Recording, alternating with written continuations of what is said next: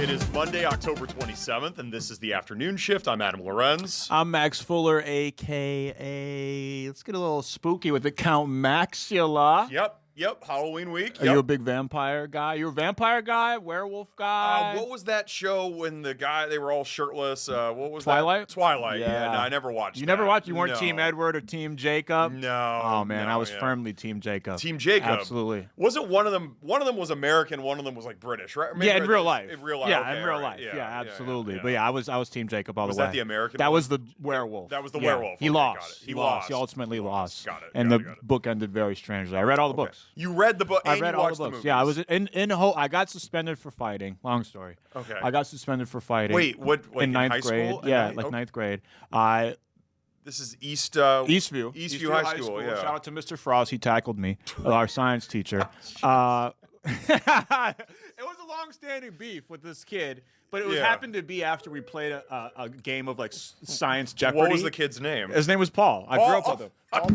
Can't Paul. make it up. It was Can't Paul. make it up. It was Paul. I'm pretty sure they're not related though. They don't look anything alike, but maybe. Not making it up. I don't know. His name was literally Paul. Yes. And he was one of my best friends growing up.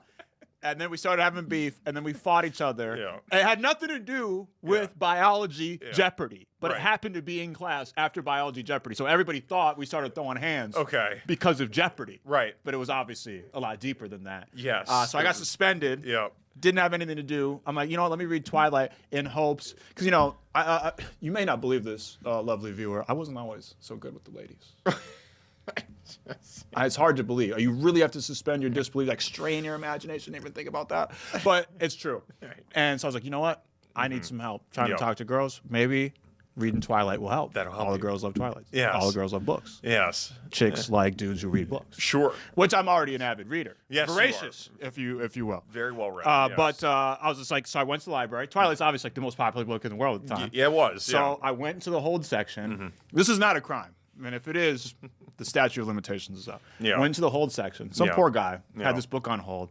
I took the barcode off, put a comic book barcode on it. Bloop. Says Batman or whatever, but it's really Twilight. Oh. Read it in a day though. So the guy got it back. You pretty got it quickly back, here, yeah. but read it in a day. And what happened to Paul in the backyard brawl? Well, I'm not joking. Paul has had a pretty strange fate ever since that day. yeah. His life has kind of just been spiraling down the drain. That was bad Paul. We have good Paul with us today, though. What's up, good Paul? Gray Paul. Good Paul. Good Paul. Where's he?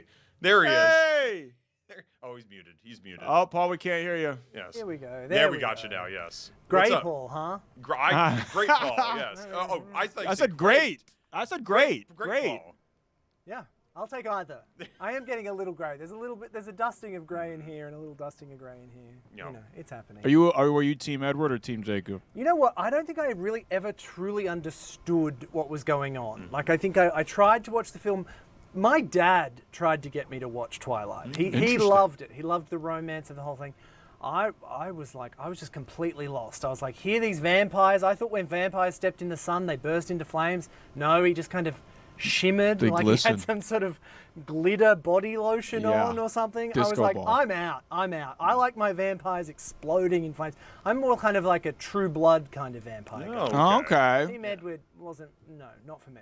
Yeah. So okay. Well, no, I guess no strong opinions on Team Edward or Team Jacob. Yeah, I was got Team Jacob. Yeah, I was Team Jacob. Team all the Jacob. way. I love the enthusiasm. Shout out to for Team Taylor Jacob. Lautner. Yes. Shout out to werewolves in Yes. general. AKA Frony the Tiger. Speaking of animals. Yeah, Tony the You know Tiger. Tony or the Frosted Tiger. Flakes. Yeah, whatever happened to cereal mascots? I feel like they're not a thing anymore. Not a thing Like, anymore, What happened no. to the leprechaun guy? Right, That used right, to always Lucky steal Charms. people's Lucky Yeah, Charms. Like, yeah. give me Lucky Charms. Right. And why were kids so mean? Right. They were always like feuding Yeah. with these cereal mascots. Yeah. You know, they were like fighting the Tricks bunny. They never Yeah. let them get any tricks. Tricks are for kids. Tricks yeah. are for kids. Yeah, And then, yeah. you know, the Lucky Charms guy, they were always trying to keep him away. Tony the Tiger was the only one that was just like chill with everybody. Now they named a college football bowl after him, the Tony the Tiger Sun Bowl. Really? Yeah, in beautiful El Paso, I Texas. didn't realize My that. backpack That has sounds the made Tony. up. It has the logo on it every day. I didn't yeah. even realize You'll see that. it next time. Yeah. That's amazing. Yes. AKA Brother Teresa. Sure, I love Saint Teresa of Calcutta, one of the greats. Yeah. Visited Minneapolis Really? back in the 1960s. I had she no sure did. idea. She sure did. Did yeah. she go to every state? Where's she from? India. Okay. I don't know if she made it to every U.S. state. She went to a lot of U.S. states, Yeah. but she she did come to Minneapolis. Interesting. Yes. Yeah. Interesting. Yeah, yeah. Is that, you got that from one of your videos? I do. Yeah, Yeah. sweet. She actually visited St. Olaf Catholic Church in downtown Minneapolis. There's the pew where she sat. There's a plaque right there. It's actually not too far from where President John F. Kennedy sat when he made an unannounced trip to St. Olaf as well. That's pretty sweet. Yeah. I had no idea. Yeah. Mother Teresa, great person, 20th century saint. Yes. Well, they call me Brother Teresa. Brother Teresa. Okay. Yeah. Or Brother. Brother Teresa, if yes. you're feeling spicy. Yes. AKA a million other things. Welcome back to the afternoon show. Yes, and it's good to be back here on this Monday. It was a jam-packed weekend. What you get up to? Oh, I was puppy sitting. Puppy sitting. Okay. You know, and that puppy's got a lot of energy. I kind of forgot. Yes. You know, it's almost like watching a kid. It's a lot. It's a lot of maintenance. Yep. But it was fun. It was a lot of fun. You know, Yeah. and I'm also house sitting. Yeah. I got to stay at this fancy condo, 27th floor. You know, nice. hot tub. Your boys living it up. You know Yes. what I'm saying? So I felt like I was living large this week. That's cool. I like How that, about you? I went to I did a little St. Paul excursion on Saturday. Your second favorite city of Minnesota. I love second only behind Edina. Cecil's Deli is the #1 restaurant for me. Yeah. So Still never been. Saw Ivana Hershkowitz. She came on the show to talk about Rosh Hashanah. Saw her on sweet. Saturday. That was fun. Awesome. Hung out with some friends. Watched a lot of football and watched a lot of baseball. And Yeah. The next 3 nights we'll just be locked into baseball here. Oh, it's the next On Fox. back to back. On Fox. Heck Yep. yeah. Game 3 tonight. Game 4 tomorrow. Game 5 Wednesday. Can't wait. It should be a really fun Could sports week. not wait. You know, and that's a good segue. It's the sports equinox. It's only the 32nd time in history that this has happened. Wow. NHL, NBA, MLB, and NBA or NFL all playing on the same day. MLS playoffs. MLS as well. I think there's even tennis today. There's tennis. MLS playoffs in Minneapolis or in the Twin Cities. In St. Paul. They're playing the Seattle Sounders. That's right. Yeah. So It's a big deal. it is a big deal. There's a lot going on. Get their first trophy for the whole team. Trying to get the first trophy for the whole team.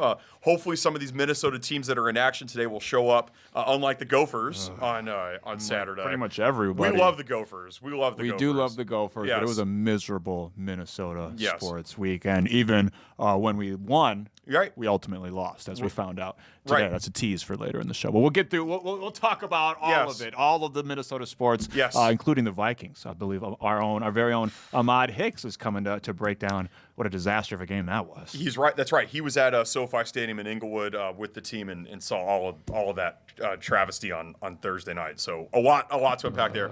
Let's get into some headlines here briefly. You just teased ahead into the Timberwolves winning, but then they lose. It just came out really a couple hours ago. Anthony Edwards, he's expected to miss at least 1 week with a right hamstring strain.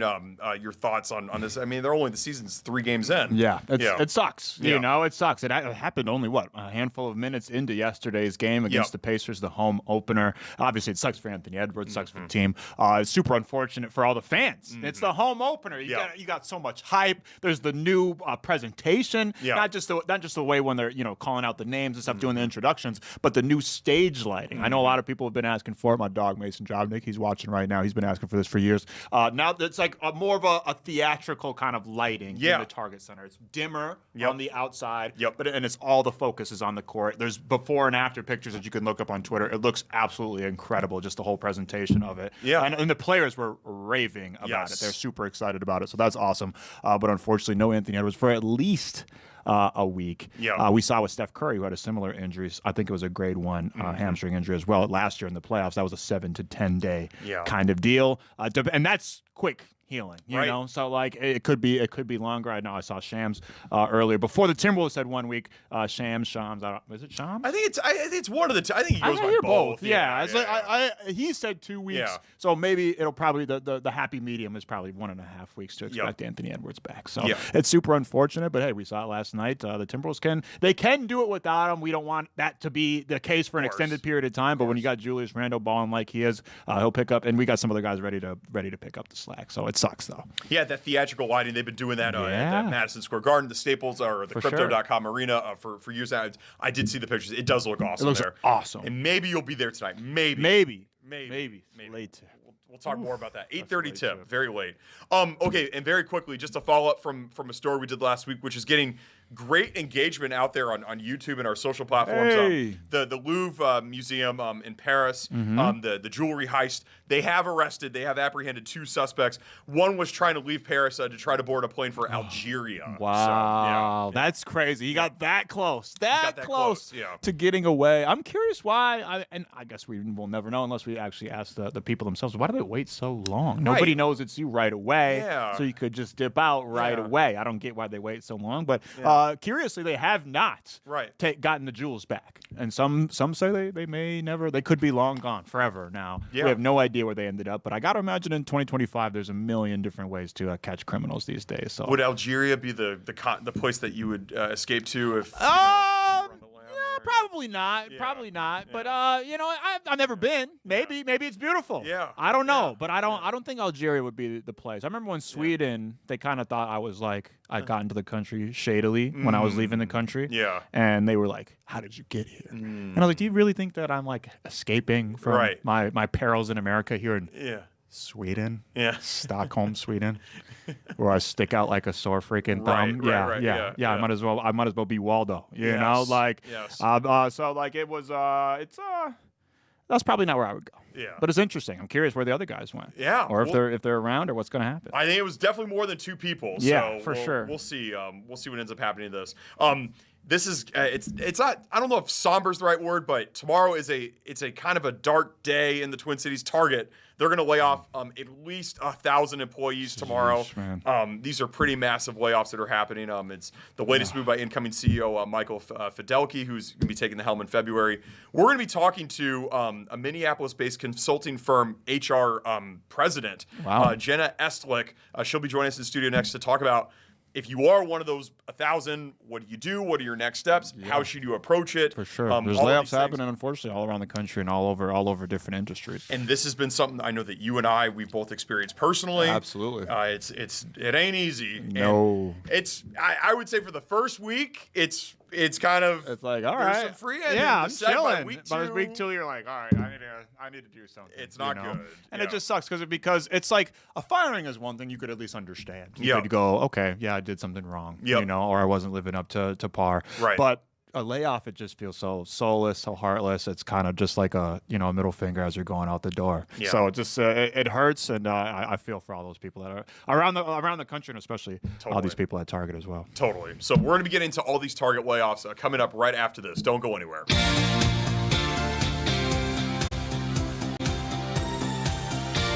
Welcome back here to the afternoon shift. Max, layoffs. It's something that you and I have both experienced ourselves recently. It's or not, maybe not recently, but over the last several years. It's not a fun experience. Not one bit. You just feel really powerless, helpless, and it's very confusing. Everything looks blurry. The future, the outlook looks blurry. It looks like there's no way to go on, but there always is another way. That's right.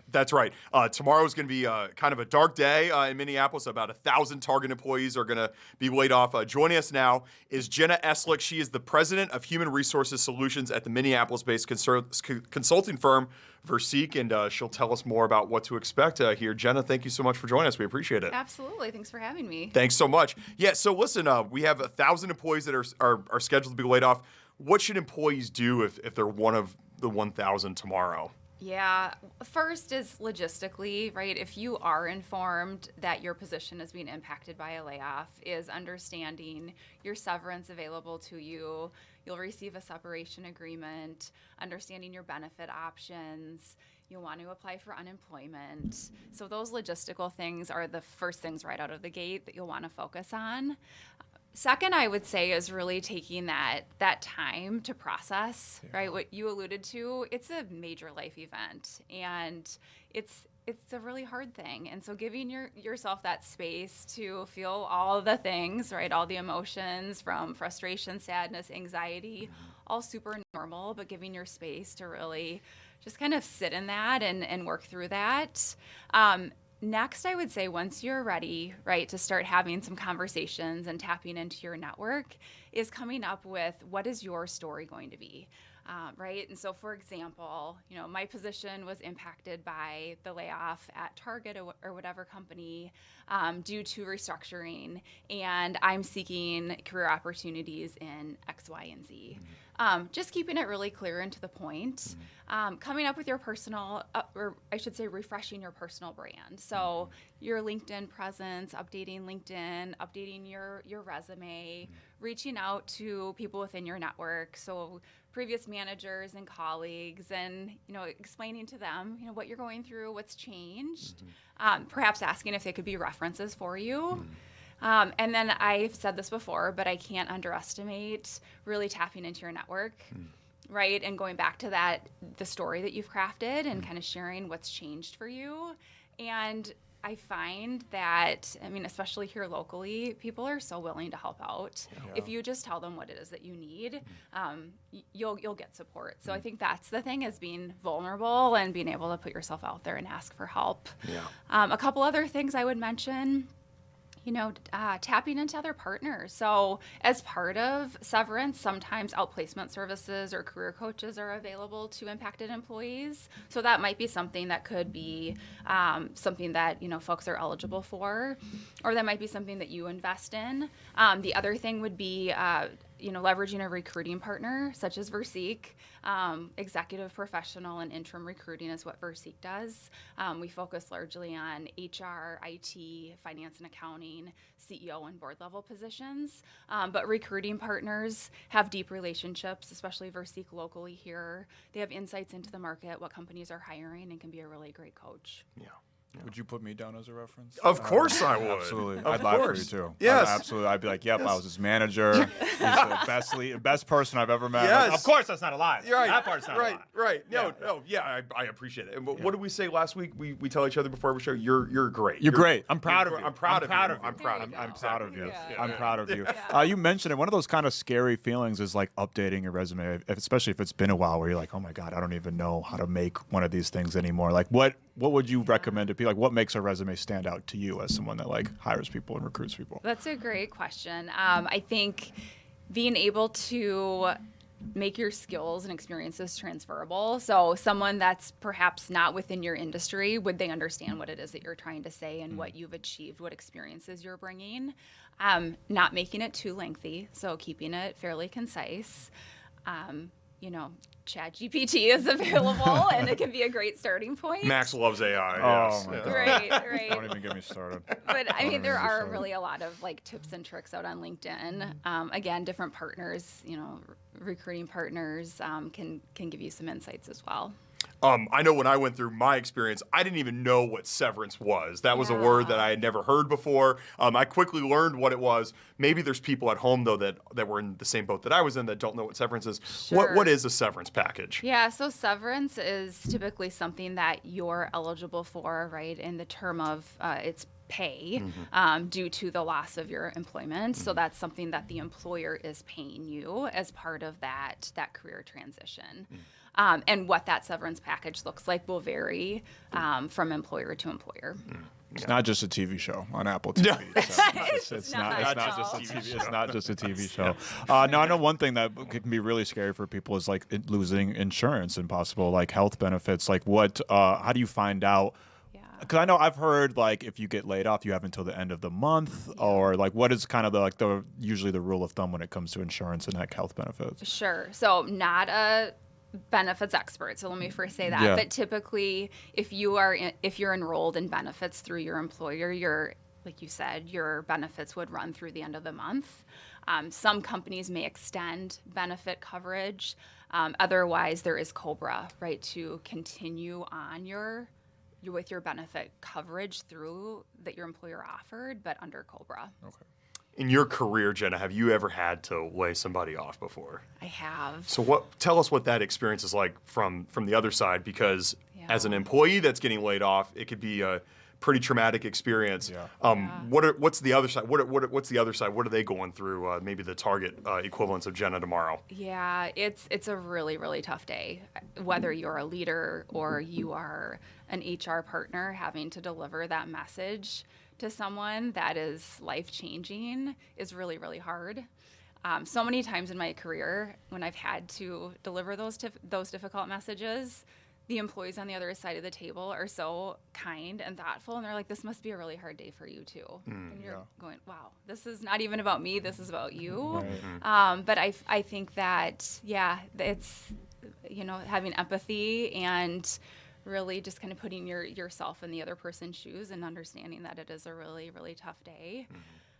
Not to minimize that impact at all, I will say through my career, I've seen so many success stories of someone that's impacted by a layoff, right? And in that moment, it's so difficult and such a range of emotions, right? And like, well, what about this? And what do I do next? And I find that so many people land in an amazing spot, right? A place that they never would have imagined or maybe never ended up in had that layoff not happened. So again, not to minimize at all, but I think that for people to understand there is another side of things, and things do have a way of working out. But it's a really hard thing to go through. Man, I wish I got laid off by you. It did not go that way. Let me tell you, I was not saying it must be a hard day for you to the person on the other end of the phone. That's for sure. But I appreciate your empathetic approach for sure. Again, going back to like getting out into the job world, the job search. Maybe some people that haven't had to like apply and do this stuff for a while. I mean, there's all this kind of talk out there that like Indeed and all these websites are kind of over flooded and people aren't necessarily getting responses. Is there still any merit to the old school methods, cold calling someone and be like, "Hey, I applied," or walking in and trying to get a handshake and hand someone an application? Like, is there still any merit to the old school methods these days? I think creativity is a great thing, right? And anytime you can get someone, face to face or live, is going to be better. That's not always possible. So as much as you can find connections at companies, right, that you might be interested in, or tap into your network, who do you know that might know someone that works for a company that you're interested in, and trying to really kind of build those relationships and get insight from those that have those connections or work at those companies is something I would stress. You're right, though. There is an influx of applicants. Yeah. So that is the reality. So unfortunately, I would say the days of applying online and hoping for the best, we just aren't seeing that anymore. Yeah. So again, tapping into that network and asking for help. Yeah. And what would you tell people that are looking for that job and maybe they're getting a little frustrated or the other flip side is that some people have been employed for so long and they get laid off, and that first couple of weeks, it's kind of like, oh, this is great. I have so much free time. I'm getting the unemployment check coming in. Just so those people don't get so comfortable, what would you kind of say to them, like in terms of like trying to get back on the mend there? Yeah, that's a great question. Sure. Giving yourself, that time initially, but then not waiting too long to start networking. There is power in networking, definitely. Mm-hmm. And I think having a routine. So that's huge. Once the first couple of weeks or whatever that time period looks like for you, to kind of settle in and kind of wrap your head around what's happening, coming up with a routine. So, do you have a goal of how many networking coffees or lunches in a week you're going to have, or the number of emails you're going to send out, number of jobs you're going to apply for? Having some goals, I think, is healthy. Yeah, positive routine too, because I got into some negative routines. Yes. Going to drink a 40 after getting laid off is not a good routine to have. Certainly not. So, like, in general, like, what would you say is the first thing someone should do if they are experiencing a layoff? Like, what's like the first step? Well, making sure you understand your benefits, right? Like, and understand kind of the financial component, right? So, are you eligible for severance? Healthcare benefits is going to be really important. What other benefits might you have available to you, whether it's outplacement, it's career coaching, understanding, maybe what changes you might need to make, hopefully temporarily from a financial budgeting standpoint. And then, coming up with your plan, and hopefully maybe you have some mentors within your network to be able to talk to and kind of pick their brain. Not waiting too long in the networking, I think, is really important. Jenna, I think you said it so well earlier in this interview, where making the most of the opportunity that you're given, and sometimes the layoff can really end up being a blessing in disguise. Yeah. I know I certainly wouldn't be sitting here had I not gotten laid off For from my sure. previous job. Yeah. And, Okay. you know, in retrospect, I am grateful that happened. And it's could hard be- to see in the moment. For sure, it's sometimes. really hard to sure. see in the moment. Like I was telling you off the air, like Yeah. I kind of realized after my layoff is just like work was my whole life. You Yeah. know, like I need to be a person that's separate from work. Like my whole life can't be career and work oriented, you know? So it's like, it can be a blessing in disguise, but obviously it's a really hard moment in the time. No doubt. And we're lucky enough to have bounced back and some people aren't. That's right. That's right. That's right. And I think a lot of it, you know, it's just self-belief and persistence, and that routine is so huge because it can be sure. easy to kind of stoop and start feeling sorry for yourself and then go to some dark places. So, Absolutely. yeah. And how about, Jenna, like if someone wants to explore like a career change, how would you, like if they're just like, you know what, I got laid off, maybe I don't even like this job anymore. Like what would you say is like the first steps to kind of like exploring a different career? Well, that's a great question. I think looking at, you know, what work is the most meaningful to you? Where do you feel like you add the most value? And so kind of taking away like the job title associated it and more of what is the type of work, right, where you will be most successful or that you most enjoy, and start looking at it that way. Again, I think through conversation, right, if you're able to talk with, you know, others in your network and sharing your broader experiences and where your interests lie, they may be able to help give you some ideas on that. Career coaches as well, recruiters. But I think really looking at like those skills and experiences and what do you most enjoy, right? Where do you feel like you add the most value? Yeah. Jenna Eslick, the president of HR at the Minneapolis-based consulting firm Verseek. We really appreciate your time, Jenna. This was a really great conversation. And sure. I feel for all the people out there that'll get laid off tomorrow, but like you said, you know, maybe, you know, it could end up being, you know, a good thing in the long run. It's hard to see in the short term, but in the long term, It's it might be a good really hard to see in the moment, but you never know what could come from it. You Yes. never know. Yes. Yeah. Jenna, thanks so much for your time. We You're appreciate welcome. it. Yes. Thank you. Thanks. Coming up next, Paul-Millgate. He claims national parks, they're the best thing that America has ever invented. It inspired a heated debate. It inspired a heated debate earlier. He's not entirely wrong. No, He's not it's entirely up there. wrong. It's up there. It's up there. Unfortunately, our national parks are being impacted by the government shutdown, day Yeah. 27. We're going to be talking to the former superintendent of Glacier National Park coming up right after this. Don't go anywhere.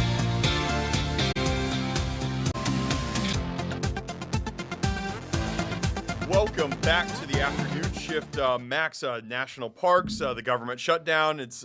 They're all kind of being impacted here. Yeah, for sure. It's one of those things that when you hear about the government being shut down, maybe unless you're Paul-Millgate, probably it's probably not the first thing that comes to mind. But like Right. there's a wide-reaching impact of this government shutdown, and national parks are feeling the brunt end of it right now. Yeah, there were some videos that went viral of people illegally base jumping in Yosemite National Park over the weekend.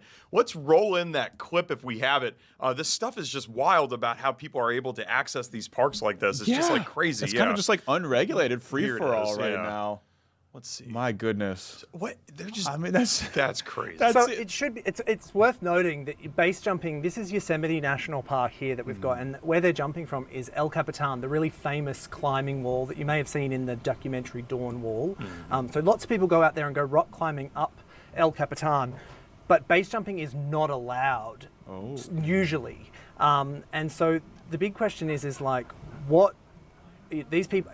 What's the impact of these people doing this, because there's no one there right now to get on top of it and make sure that it doesn't happen. That's kind of the big concern. And when you see how tiny they look against those mountains, it's a very big drop. Is it bad that I thought that El Capitan was just the name of a theater on Hollywood Boulevard? It is a very famous, very famous theater on Hollywood Boulevard. I just thought it was the like Pantages Theater of oh, Los okay. Angeles. Okay, I Yes. didn't realize that. Very famous theater. Wasn't yes. it? Isn't that an athlete's nickname, El Capitan? Am I Sure, tripping? it probably I is. feel like Yeah. I feel like I didn't. I didn't know that was a national park thing. I yeah. had no idea either. Yeah, it does look beautiful. Anyways, today is day 27 of the government shutdown. The national parks are being affected.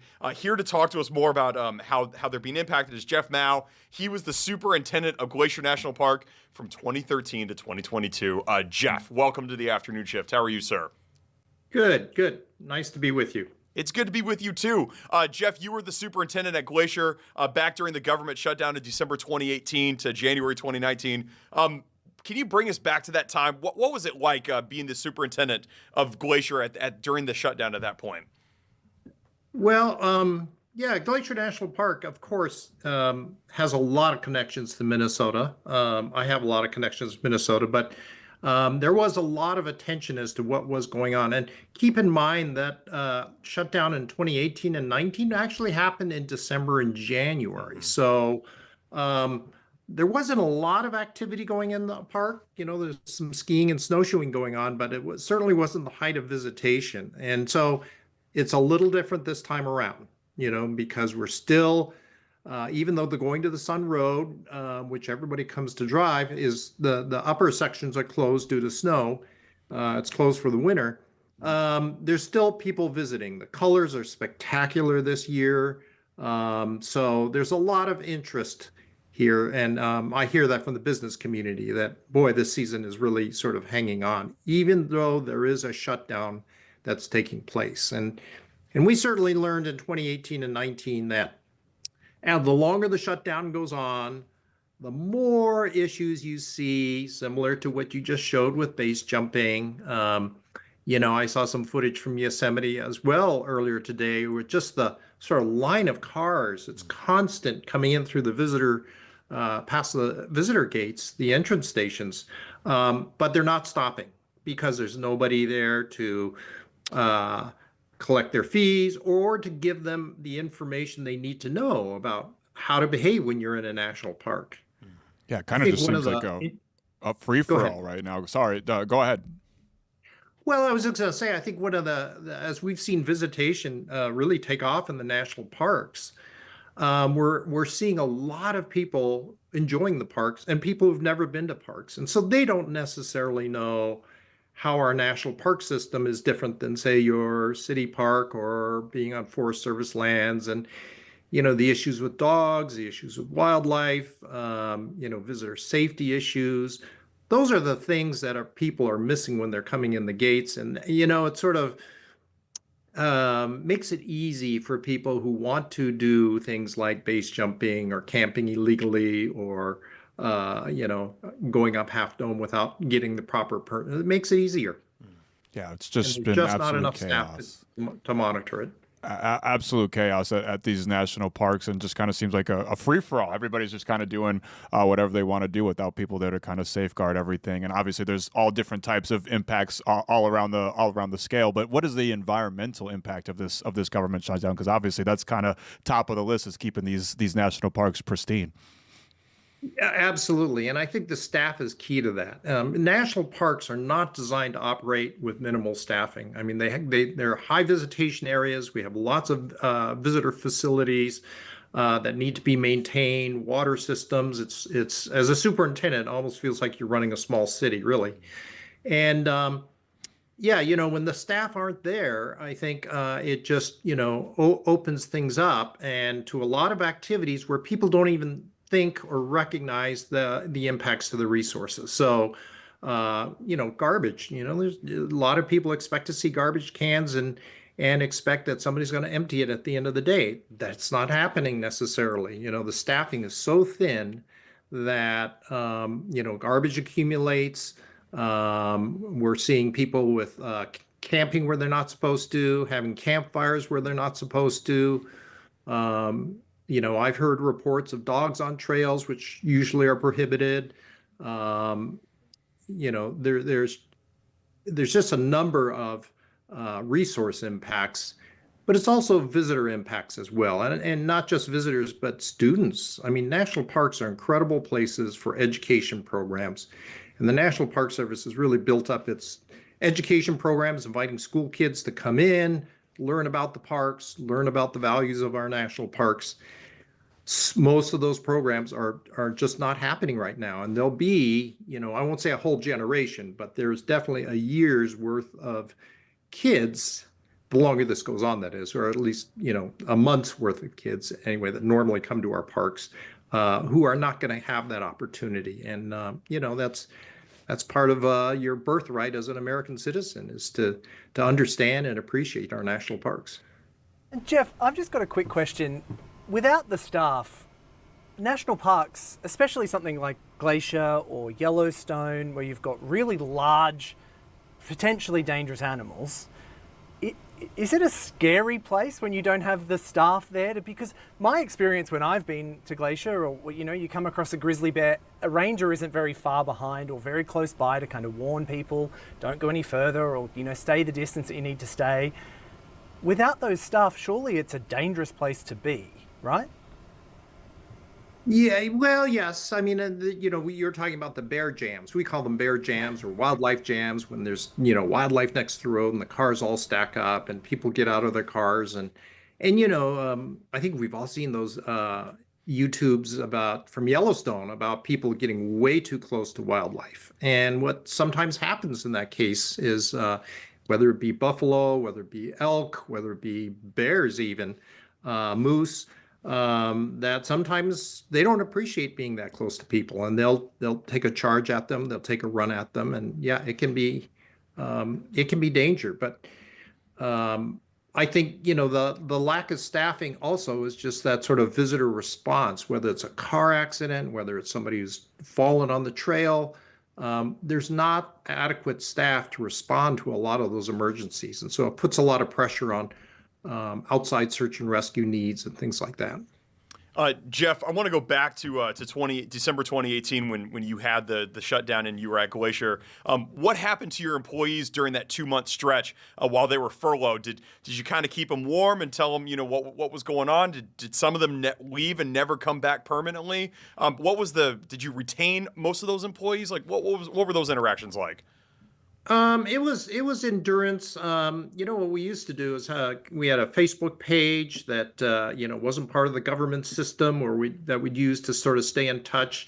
We try to look for volunteer opportunities to bring people together. So volunteering at the food bank or doing litter cleanups or whatever made sense at that time to just keep ourselves connected to each other. I think that's. Yeah, I'd say one of the biggest impacts of the shutdown is the impacts on the organization, because when you start losing touch with people, it makes it harder. Did we lose people at the end of the shutdown? There are a few folks that might have gotten frustrated with that and decided they need to move on to some place that didn't go through these things. I was just talking to somebody in the park today about how's it going, how's everyone doing, and are they finding ways to support each other? And they said, yeah, it's going okay. People are hanging in there. There's still a lot of uncertainty because, the current administration is still saying that there's more rifts to come. And that's a big unknown for a lot of people is even if the shutdown ends, will they have a job, on the other end? So it's been a really tough 9 months for a lot of people in the Park Service. There's just been so much organizational change and frankly chaos in how things are being managed. And I mean, obviously, you guys at the parks do an incredible job keeping the parks clean, keeping people informed, and a million other things. How can the regular person help in this situation in the meantime while the government is shut down? Well, I mean, I think as we see what the impacts are, and like you said, there's a whole litany of impacts that are accumulating if you have the right sort of media feed. And as a visitor, if you have to go to a park, how you can minimize that, how you be sensitive to what some of those issues are, educating yourself about that beforehand. Though quite honestly, I am one of several superintendents that signed a letter to the Secretary of Interior before the shutdown, and actually just a week ago to the Secretary of Interior, urging him these parks should really be closed until there's adequate staffing. That's kind of the bottom line for us, is that unless you can protect the resources, you really shouldn't be allowing visitors in the park. So it's a difficult position right now, because while Glacier is sort of at the tail end and getting ready for winter, which means there's not a lot of activity in the park, other parks in the South are, they're just going into their busy time. So, for them to sort of, throttle back and think about how they're going to operate it going into the busiest time of the season, it's a very difficult no-win situation for staff, for the resources, and to some extent, even the visitors.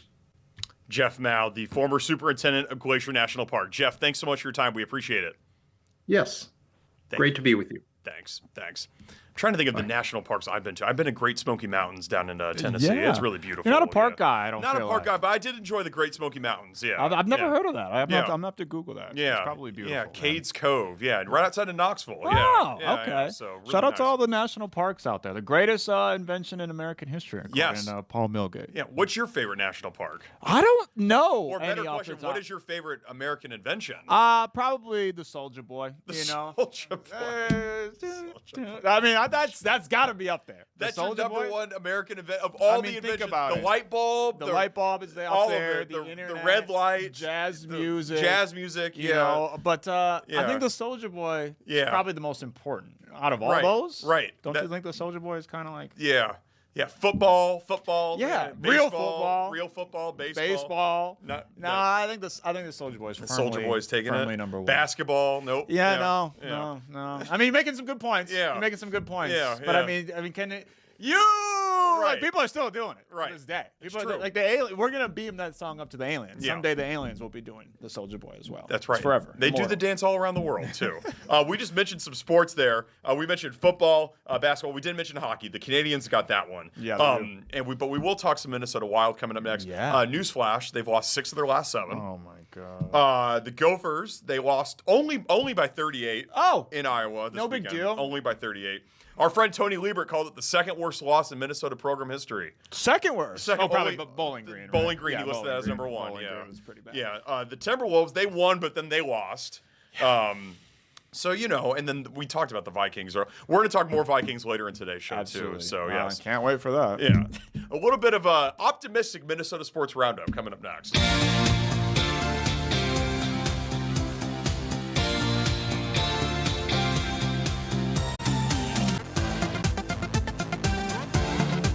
Welcome back to the afternoon shift. It was a rough weekend in Minnesota sports. You can even bring it to Thursday if you really want to. that's really where it started. It really started on Thursday.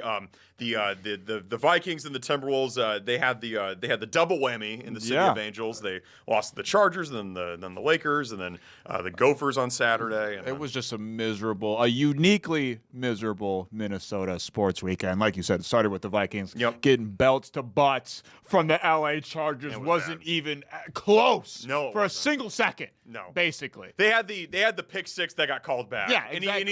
he didn't pick it off. He didn't pick it off. No, he didn't. But everything just went from bad to worse with the Minnesota Vikings. I know some people that went out there for the twofer. They were 0-for because the Timberwolves lost to the Lakers the very next day. Maybe the worst loss of the entire sports weekend was the Golden Gophers. Yeah, it was bad. 41-3 loss to the Iowa Hawkeyes. The unranked Iowa Hawkeyes following up a big-time win against the Cornhuskers with maybe probably a top 10 loss in program history. Yeah. And PJ Fleck came out this morning and said that was absolutely unacceptable. Yeah. I mean, it's up there with Bowling Green, which was just an absolute nightmare. We don't even have to talk about that. It's like almost saying Voldemort saying Bowling Green. It's just like, Gophers fans don't even want to hear those two words. Yes. But the Iowa Hawkeyes is going to be up there, too, because this is not the Iowa Hawkeyes. This is not your grandpappy's Iowa Hawkeyes. Yeah. This is the okay, middle of the ground, Yeah. a little cum si, cum sa Iowa Hawkeyes, Yeah. and they absolutely obliterated the Minnesota Golden Gophers. So that's super unfortunate. The Wild lost not once, but twice. Yep. And like you said, 6 of their last 7 games. Injuries just piling up. I know Zach Bogosian got injured. Marcus Foligno had an X-ray. They're just losing guys left and right, and they cannot win a game to save their lives. They made a valiant comeback to force overtime. They get the overtime loss point, but still losing 6 of your last 7. The Wild fan base is deflated already. Just a few weeks into the season, and then the Minnesota Timberwolves bounced back from their loss and beat the Pacers yesterday, but lose Anthony Edwards in the first quarter. And as the Timberwolves announced today, he's going to be out for at least a week, possibly even longer. What's that song by the Commodores? Once, twice, 3 times a lady. It's such a banger. It's such a banger. Let's start with the Timberwolves. I don't know what was worse. That's your rendition of that song or the Minnesota Sports Weekend. I mean, it's up there. Both are up there. I don't think my singing's that bad. The Timberwolves. Let's start with that because at least you can get your free Chick-fil-A chicken sandwich today, everybody. That is true. Because they missed the Pacers missed 2 free throws. Absolutely. But the Timberwolves did win. They played the Nuggets tonight at 8:30. Yeah. You might be at the game. Might be there. So super late tip, but obviously you never want to go against one of the best players, possibly the best player on planet Earth. Yeah. Without your best player. Yeah, it's a kind of a tough stretch for the Timberwolves coming up here. You got the Nuggets tonight, the Lakers, who they already beat them on Friday. Right, but no Wednesday. Luka. I believe Luka is No out. Luka. No No Luka Luka. or no LeBron. But don't worry, they got Bronny playing. They'll be fine. The Lakers. It would be the most Minnesota sports thing for Yes. Bronny to just ball out against the Timberwolves. Right. God, I hope that doesn't happen. Right. Listen. The Timberwolves.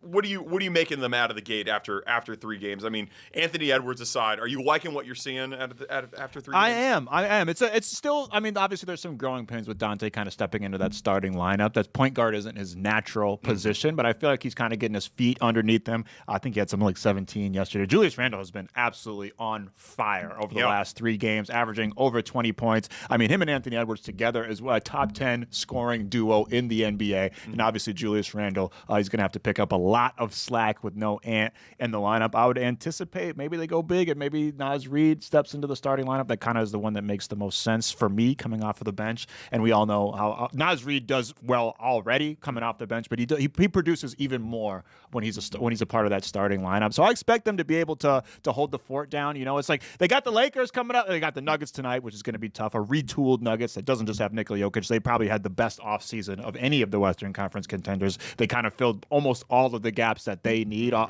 in their team, and they're going to be a championship contender again. So it's going to be rough tonight. It's going to be rough against the Lakers team. Even though they don't have LeBron and Luka, they're still a well-coached team. And it's the Lakers. You know, you just never know what's going to happen. But I mean, they got the Hornets coming up. That's at least got a break right there. And hopefully they can hold down the fort, at least, go 500 until Anthony Edwards comes back. It's never a good thing for this type of injury to happen, but at least it's happening this early in the season. So even if they lose all of these games and everything just starts going down the drain, they can bounce back when Anthony Edwards returns. Let's move on to the Wild. The record 3-5-2. They've lost 6 of their last 7. Losses, the 2 straight losses this weekend. They're playing tomorrow against the Jets. Are you just kind of at a little bit of an ends with the Wild? It's like kind of just.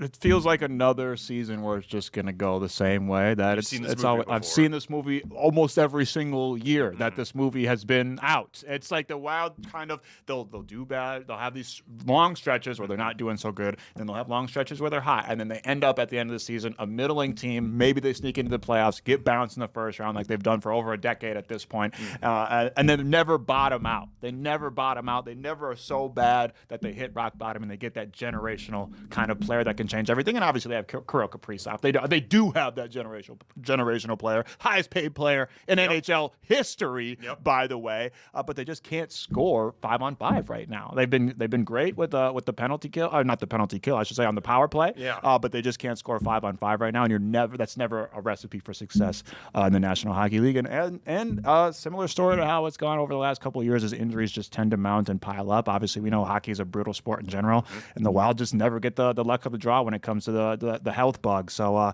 it sucks. It's really unfortunate, but it kind of feels like it's going to be another one of those seasons. I know it's only a couple weeks in, but it just like the play that you're seeing on the ice, it just feels like it's going to be another one of those seasons. Maybe we'll talk to Jesse later in the week, and she'll be more optimistic than I am. But right now, from what I'm seeing from the Wild fan base, it seems like everybody's kind of preparing for the worst and busting out their umbrellas for a couple more rainy days throughout the year. Already the negativity with the Wild. I actually want to try to go to a Wild game. I think it's next fun, week. Man. Next Tuesday they're playing the Nashville. Oh Predators. yeah, I your grew up squad. a big Preds fan. Your squad. You went to the first game or something? I did go to the first ever Nashville Predators. Nobody knew what hockey was. Yeah, football on ice. Football on ice. That's how it was marketed. That's genius marketing, honestly, and it worked, especially for the South. Yeah, it definitely worked. The team was terrible, but it worked. Okay, the Gophers, like I said, lost to Iowa 41-3. This comes after the top 25 win, barely, number 25 Nebraska the week before. I don't even know what you say. I feel like this was a Gophers team preseason. I guess I was reading a lot that this was kind of a sleeper Big Ten team. Yeah. Maybe they weren't going to win the Big Ten. I get it. But some people pegged them to be kind of like the surprise, almost Indiana Right. this season. Yes. And just obviously has not panned out that way. I mean, they've had some big wins along the way, but losing 41-3 to a pretty run-of-the-mill Iowa Hawkeyes team. Drake Lindsey looked, I mean, probably the worst game of his college career, 3 interceptions. We know we've been wanting PJ to open up this passing game, but so far it's been mixed results throughout this year. Obviously, we saw with Max Brosmer, it was awesome last year, and he got in the game. Yeah. I should have put a bet down. He Go threw over to 4 Iowa. passes. He threw 4 passes. Yes. 4 passes. Pretty good. Yeah. I don't know if JJ can't go. 3 for 4, by the way. Exactly. Yeah. That's what. Hey, I've been saying.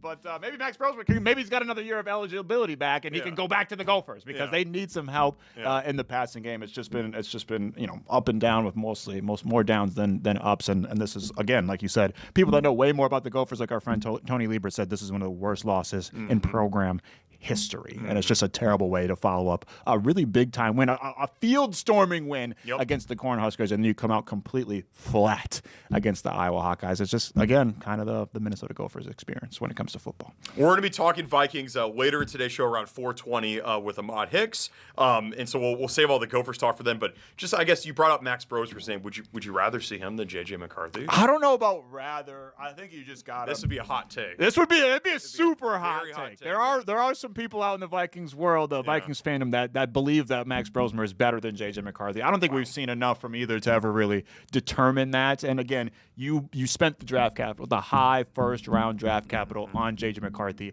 Whether people want to try to put it, you got to figure it out. You got to figure out what you got. You can't just leave that question mark up in the air and then you trade him and then maybe he's a rock star. Maybe he's Drake May. We're seeing a lot of these young guys are coming into the league. They're struggling, and now Drake May looks like a bona fide franchise QB. He's got that Patriots team winning like Tom Brady, like the Tom Brady days. They got a shot to win the AFC East, which I think people the Super Bowl. Exactly. Yeah. People thought that they were going to probably be a team that falls by the wayside. The Buffalo Bills are just going to run through the AFC East. The Patriots got Drake May. I mean, you see Bo Nix. You see Jackson Darts, which obviously, it's TBC, as Paul would say. Yes. It's TBA. Vikings are going to have to play Jackson Dart later this season. Exactly. Yeah. So, but you're seeing these young guys come in and make an instant impact, and then sometimes you're seeing these young guys almost like old school NFL, because now we're expecting these instant results. Everybody's got to be the best right away. Even Caleb Williams looks much improved from a season past. So you got to give JJ a little bit of time, but this is also a Vikings team that's on the clock because this is a win now operation. You got Justin Jefferson in his prime. Yep. You got Jordan Addison coming into his prime.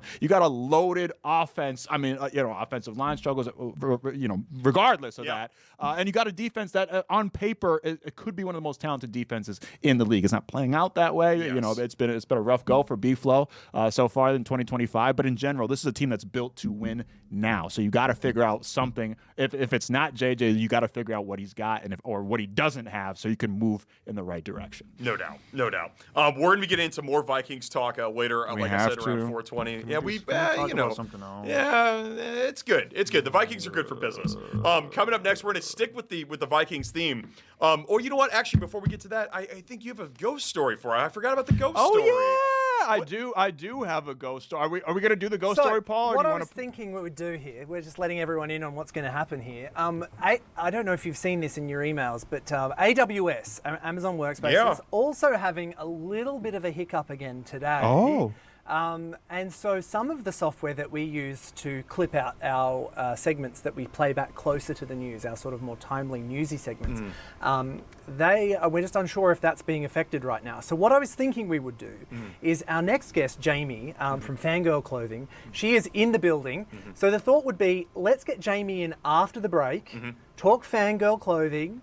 We're going to get Grace in the chair. I think, Adam, you're going to step out for that next one, and Grace is going to sit in there. And, are you protesting against Fangirl Clothing? I knew this would come up. No, Adam, so you hate women in sports. Just great. say it. Just say it. Great. I'm just Great. Excellent. I'm kidding. But I want to leave you with something before we go to break. While that segment was on, I did a little bit of Googling, and I've got I have some bad news for you, Adam, in terms of the inventions, where sports come from. Okay. So brace yourself for this, okay? Okay. So American football evolved out of rugby. Yeah. Very British. Yeah. Right? But yeah. Which the evolved first out of, game was in New Jersey. Evolved out of soccer. Right? Yeah. Then I looked into baseball. evolved out of a bat and ball game out of England, first documented in 1744. Also invented in New Jersey. Yeah. The ice hockey Well, that's evolved, Canadian. We gave that to the It was Canadians. Canadian, correct, Yeah. but actually evolved out of an English game. Come on. Are you just You guys And- can't take credit for all this And stuff. basketball, which is Don't you probably- dare. I know, Max, you're not going to be happy with this. It is your closest claim to inventing one of the big four sports, invented by a Canadian here in America. But still here in America. But still That's an here in America. American invention. Invented in That's an Massachusetts. American By a invention. Canadian high school teacher. All right. I mean, fine. I'm sorry to drop it. I'm sorry to drop the truth bombs. Yeah. Well, I mean, all three of those sports that he just listed out, all were invented, and Yeah. maybe their origins are somewhere else. Yeah, Maybe the sure. evolution of them came from somewhere else. But Yeah, they're all who cares? invented You in can the trace United everything. States. That's like saying, like, oh what I'm yeah, saying. beat poets invented hip hop. That's Right. no, maybe it evolved out of that, but it ain't. evolved. Yeah, Right. I'm not listening to the last poets Yeah. and it's calling them the first rappers. Exactly. You know what I'm saying, Paul? I appreciate you trying to give your Fact check, yeah. your fellow your country cousins some credit over Right. there with the English and the Canadians, your Commonwealth. Yeah. But this is America, damn it. If it's invented in America on American soil, we're taking credit for it because that's what Americans do. That's right. We're also taking credit for Fangirl Clothing. It's a Minnesota-based clothing store for women, by women. One of the yeah. co-owners, Jamie Buck. Sweet. She's standing right outside with Grace. We're going to welcome in Jamie and Grace coming up right after this. Don't worry.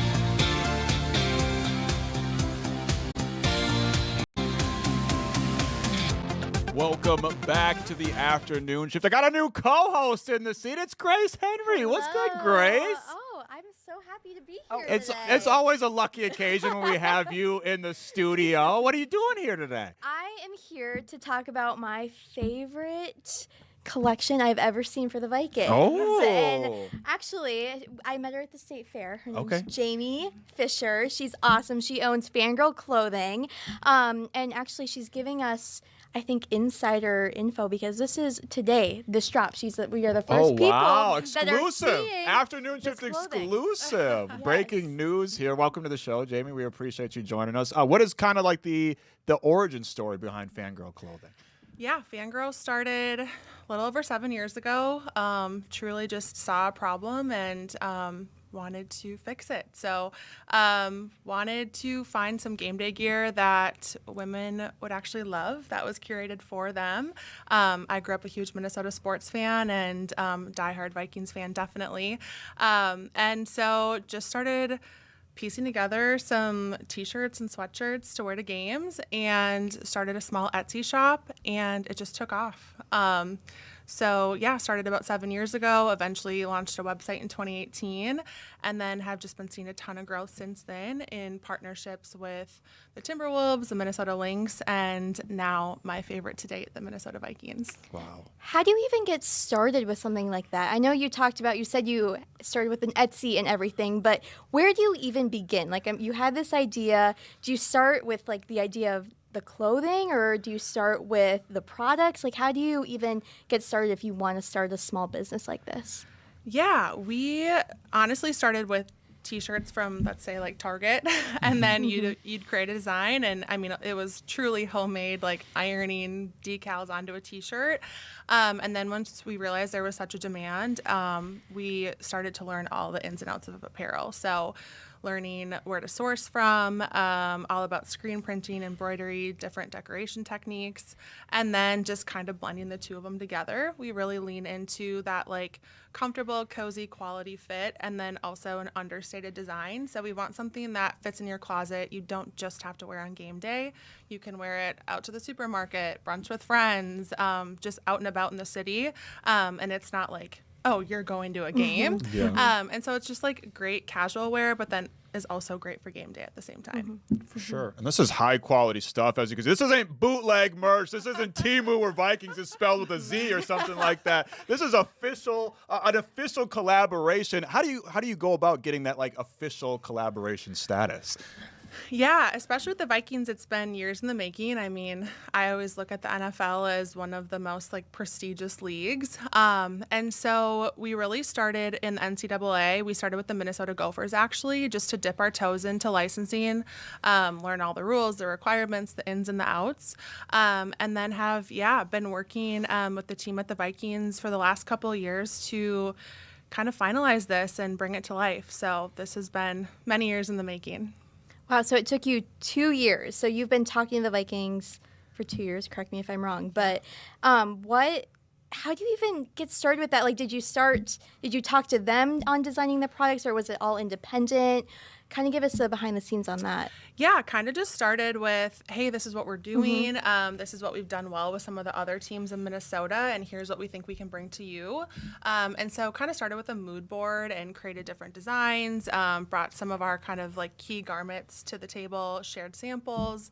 And then once they kind of saw that mood board and our vision is when we were like, okay, yep, this is a go, let's move forward. And then we were able to create all the designs internally just based on what we love, what our customers have loved over the years. And then, with their approval and, in collaboration, we came up with this. So do you want to take us through some of these designs, each and every one? I mean, look, you brought so many beautiful pieces of apparel here. Do you want to just take us through the kind of the process from start to finish, from an idea to what we're seeing right here? Yeah. So everything here is cut and sew. So we work with a manufacturer and we say, this is how we want it to fit. We want it to be this color. We want it to be this design with this technique. And so it's a 7-piece collection. It's all exclusive. So it's kind of a once it's gone kind of situation. And we really leaned into our fleece garments, which obviously are really important in Minnesota. Yeah. And so these are just some of our staple crew necks that we've kind of perfected, that and our hoodie as well. So really premium, warm fleece interiors, kind of that oversized slouchy fit that's just really trendy right now. And then bringing in a lot of colors that don't necessarily scream Vikings, so not using just the traditional Vikings purple and Vikings gold, but bringing in some more muted colors that just complement women and what they want, And so we also added some really fun details. We have a Vikings logo here on the sleeve, some really nice embroidery work. This kind of has a really fun felt finish that's really just elevated and high end. So yeah, we kind of just brought all of our favorite pieces from past collections and past ideas together to build this. What I love is they all look very different from each other. There's no copycats, but they all are cohesive in some way. I really, really appreciate that. Well, what's next for you? The Vikings NFL collaboration, that's huge. Do you want to expand to beyond Minnesota? Yeah, absolutely. We would love to continue the partnership with the Minnesota Vikings and see where it takes us. Obviously, to expand to other NFL teams. The Minnesota Twins is on our radar as well. Would love to work with them and just really round out those professional teams in Minnesota. So yeah, we're really hoping that this collaboration kind of gets us to that next step and we can continue growing. Is there anything that you've thought of a piece of apparel that you haven't been able to quite execute yet that's on the horizon? I think there's some fun pieces. I would love to do a jacket, almost a starter type style jacket. That's always been top of mind. Probably some different t-shirt styles. We really lean into the graphic boyfriend tee, but bringing in some of the newer cuts that are kind of popular right now. And then would love to get more into accessories. We do hats here and there, but would love to do some accessories and stadium bags as well for some of the pro teams. I love it. And I know you have a collegiate collection. Could you just tell me what universities you guys have apparel for? Yeah, we have 15, 16 now, I wow. think. Dang. So local, we have the University of Minnesota, the Gophers, and then also Duluth campus, Iowa, South Dakota, I guess SDSU, USD, Ohio State, the Ohio State, I think is how they refer to it. Got to put that in the capital T, capital H, capital E. K-State, KU. They're all listed on our website, fangirlclothing.com. I love it. What's kind of been your journey as a sports fan? What sports did you fall in love with when you were a kid? Yeah, I played a little bit of everything growing up, basketball, soccer, fast pitch softball, and then really got into watching sports in my early 20s, I would say, and I've always just been, a huge Vikings fan, riding the wave of can we bring home a Super Bowl? I'm still a believer. You're one of the few, yeah. I know we can do it. So, yeah, it's just, I love the community that it brings. Like, I love that it's the one thing every week my husband and I look forward to doing together. And now we're bringing our son into it and getting him all swagged out in his cute Vikings gear and going to games and getting friends together for, watch parties. And yeah, it's such a fun community, whether we win or lose. It's obviously more fun when we win. For sure. Speaking of kids, are you thinking about expanding like a kids collection possibly?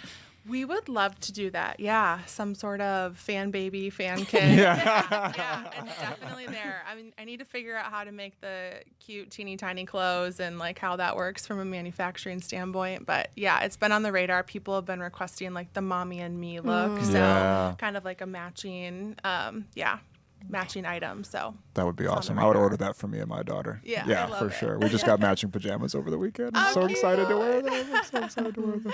I know it's like fangirls and the whole like inspiration was behind like not finding like cute sportswear for women and stuff like that. Because I remember back in the day, it was just like a jersey, but it's pink, and it's like that's terrible. Like this looks awful. You. Like you said, like it's like, and you can only wear it at the game, and even at the game, you look a little ridiculous. Yeah. But if it gets big enough, like, or if there's enough demand, would you guys branch into like fan dudes? Gosh, it's so funny how often we get that question. Because I'm not trying to be that guy. I swear almost everything in the store is already for fan dudes. Yeah. But you never know. We do get a lot of requests. So we think about it. But for now, it's like Fangirl really is for the girls. And we got bringing enough them into stuff. that Yeah. space. We got enough stuff anyways. Yeah. Yeah, let us have one. I know. thing. Okay. Fine. Well, thank you so much, Jamie. I cannot believe we're getting the first sneak peek of all this. And it is awesome so stuff. High comfy, quality cozy. stuff. I mean, I have one of the U of M sweatshirts and I wear it to every game and it's just the best. And it's cozy and I can wear it to work, but I can, wear it to a game without looking like a crazy Gopher fan, wearing the big gold hat and everything. For sure. So thank you so much for coming in today. We really appreciate your time. Yeah. And if people want to, if people like what they see here, where can they find out more about Fangirl Clothing? Yeah, fangirlclothing.com. You can find the collection. It's live. And then we're also on Instagram, Facebook, TikTok as Fangirl Clothing. And you are on the NFL website as well, too. Oh, dang. Yeah. Available on shop.vikings.com as of today as well. And then we'll also be available in all 3 of the Vikings locker room team stores come this Thursday, 10:30. That's huge. Yeah. Congratulations. Thank That's you. awesome. Like we obviously this great clothing and obviously even better inspiration and message behind it. So we really appreciate you. Yeah. Thank you for having me. Of course, Jamie Fisher, the co-founder of Fangirl Clothing. Listen, I know she said no fan dudes. I might have to, take one of these, just secretly slip it on. I want, hopefully you're not going to tell nobody, right, Chris? No, absolutely Yeah, not. just keep it between me and you. We'll keep it chill. Okay, It's we'll keep it chill. yeah. Speaking of keeping it chill, chill right there because we got more afternoon shift right after this commercial.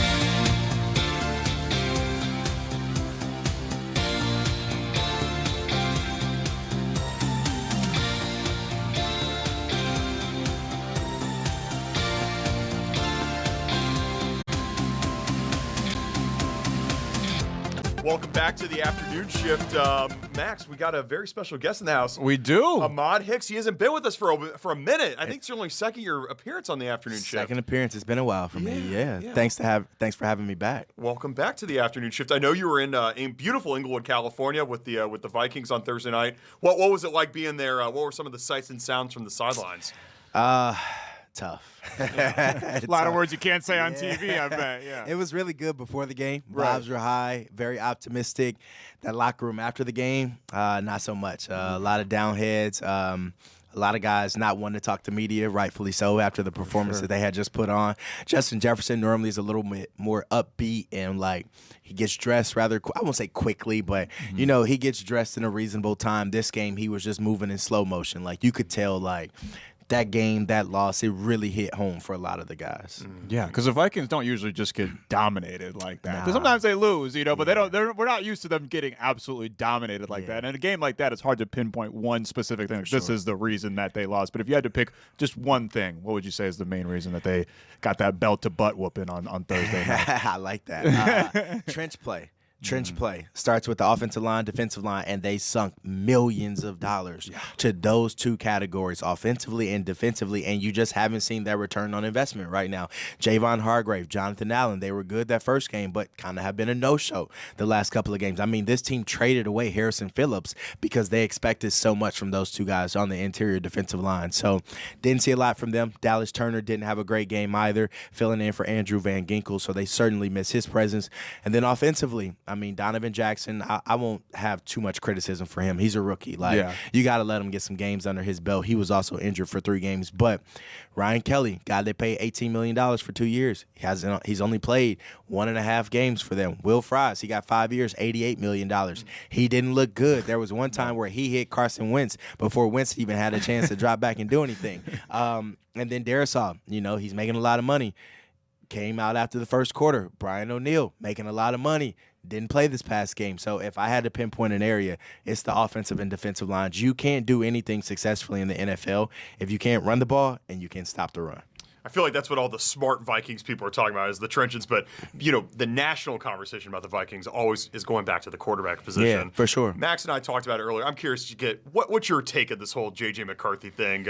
The indelible image of that Chargers game was him scampering away when Justin Jefferson got hit, and it looked like his ankle was okay. Right. It's a very strange situation. What do you make of it? Look, Carson Wentz just got placed on season-ending IR. He's about to have shoulder surgery. So they just came out and announced that they just put him on IR. So that tells you everything you need to know. Did you guys see how many times Carson Wentz got hit this past game? Yeah. Doesn't matter who plays quarterback in this offense if you can't protect the quarterback. And that's what we said last year with Sam Darnold. He looked great in a lot of games. So did Kirk Cousins a couple years ago. But they also got hit a lot. And when you play good teams with good defensive lines, we saw what happened in the playoffs last year versus the Rams. Sam Darnold got sacked, 7 times? He had no time to throw the ball. So, yeah, you can rush J.J. McCarthy back from injury, but okay, you saw the whooping that Carson Wentz took. Sure, yeah. How do you know that J.J. McCarthy's going to be healthy? And then, he tweaks the ankle. Now he's set back for another 6 to 8 weeks. So, it's easy to put the blame on the quarterback, especially a young quarterback. But if you can't protect the quarterback, that says a lot. So I think if we're placing blame, it's on the decision makers who decided to go out and sign these guys. A Ryan Kelly who had a history with concussion issues, a Will Fries who hasn't lived up to expectations. That's who you put the blame on. I think you got to look at the offensive line before you point the finger at the quarterback, because when you go back and you look at J.J. McCarthy's first 2 starts, he didn't have the expected starting 5 on the offensive line up front. He didn't have Jordan Addison because he was suspended the first 3 games. Yep. And that was the only wide receiver that he built a connection with during training camp, because they just brought in Adam Thielen a week before the season. And then Justin Jefferson missed all training camp because of a hamstring injury. So where are you building chemistry as a quarterback? Right. So it's easy to blame J.J. McCarthy, but it's like, dude, you had Jordan Addison all training camp. You didn't have Jets. Now you got Jets, and you don't have Jordan Addison. And you also don't have a good offensive line in front of you. Right. Come on now. And it's only your second NFL game. So I think people need to be a little bit more patient when we're talking about J.J. McCarthy. Let this guy go play 4 or 5 games under Kevin O'Connell. Let him understand where blitzes are coming from, his protections and things like that, before we just put out, this Amber Alert that's saying, oh, my God, he's not a good quarterback. You know what I'm saying? So I just think patience is needed. But I don't think anybody can play quarterback in this offense if you don't have 5 guys in front of you that can protect you. Yeah, and you got to give Carson Wentz some credit, because he played through a lot of pain, visibly in pain. He's probably going to have a Luke Skywalker thing. Have a mechanical arm, but obviously, like you said, a lot of the ire is always directed towards the quarterback. And fans that were watching on TV were particularly mad about a cut. The Vikings are getting their butts absolutely obliterated, and then the camera cuts to Carson Wentz, and I believe an offensive coach smiling. Josh McCown, the quarterback's coach, yucking it up, kind of smiling, laughing, and not just like cracking up, laughing. And a lot of fans were mad about that. Do you think that's much ado about nothing? Sometimes you're you laugh when you're in pain. Right. Sometimes you laugh when you're frustrated. I've been there before. Simone tells me stop laughing if I get mad all the time. Sure. And it's just sometimes you can be looking at a coverage and it's dude, look at what we had here if we had a little bit more time. It's my God, So it's one of those laughs, where it's not oh, hey, we're down, but, vibes are still good. No, it's sometimes you look at a bad situation and all you can do is laugh. Sometimes you're so frustrated, all you can do is laugh. And I think that was one of those moments. I didn't think it was worth asking Josh McCown about that.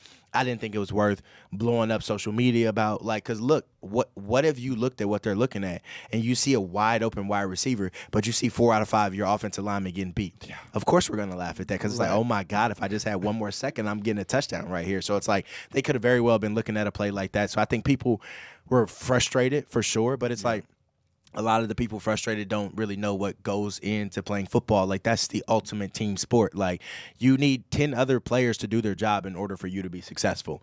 And so sometimes when it's just one player over and over again that's, causing the demise for your offense, sometimes all you can do is laugh, like, at a situation. Right. Laugh now, cry later. That's exactly. Right. A lot of the national commentators are ready to throw in the towel for this Vikings season. For sure. You look at the upcoming schedule. It's not getting any easier. At Detroit this upcoming Sunday, the Ravens, they probably will have Lamar Jackson ready to go. Right. The Packers, I know that you're not going to say no, but or I know you're not going to say yes here, but are you ready to throw in the towel on this season? They're in last place in the NFC North. Selfishly, no, because like that locker room is tough when they're losing like that. Like, it's hard to come up with the different variations of the same question each and every week about where do you go from here? How do you fix this? How do you do that? But also on another note, it's kind of like, all respect to general manager Kwesi Adolfo-Mensah, but his drafts have been terrible. So, all right, you throw in a towel, you tank for this season. How do you know he's going to hit on a first-round draft pick? Right. His first ever first-round draft pick, Lewis Seen, he's gone. Who do you have from his first draft class? Jalen Naylor, Ty Chandler. Neither one of them play meaningful minutes for this team. So it's like, all right, second draft, Jordan Addison, cool. You hit a home run on that one. The next draft, J.J. McCarthy, Dallas Turner. Neither one of them have lived up to their expectations. Donovan Jackson this year. We're still waiting to see what he's going to do. I think it's too early to put a verdict out on him, but it's like, what are you throwing the towel for? Like, are you getting all these draft picks? Like, are you going to hit home runs with these draft picks? So far, he hasn't been hitting home runs. And I think that's the problem with the Vikings right now. They don't have a ton of depth on their team, and that's because of the general manager's inability to draft well. You look at the success of the Philadelphia Eagles. You look at the success of the Detroit Lions. They draft extremely well. They develop within. Yeah. The Lions just got a big win this past week versus the Buccaneers on Monday Night Football with 4 backups in the secondary, and you couldn't tell. So my thing is, that speaks to their general manager, Brad Holmes, and how well he's drafting. So, all right, yeah, throw the towel in. But are we going to capitalize on a draft? How easy is it just to fire the general manager? I mean, we see college football coaches getting canned. I don't think it's that easy, especially when you just sign them to, I think, a 5-year extension before the season. Right. The owners are very tight about their money. You know what I'm saying? It's like, and I think that comes out of a different salary than what you pay the players. So it's like, is the owner, I don't know the details on Kwesi's contract, but are you willing to throw away $30-40 million and then have to go pay another general manager, $30-40 million? Like, if I'm an owner, I ain't trying to waste $80 million. Like, I just signed you. Like, go fix this. Like, you know what I'm saying? So I think that people are right for saying throw in the towel, but all right, let's look at the flip side.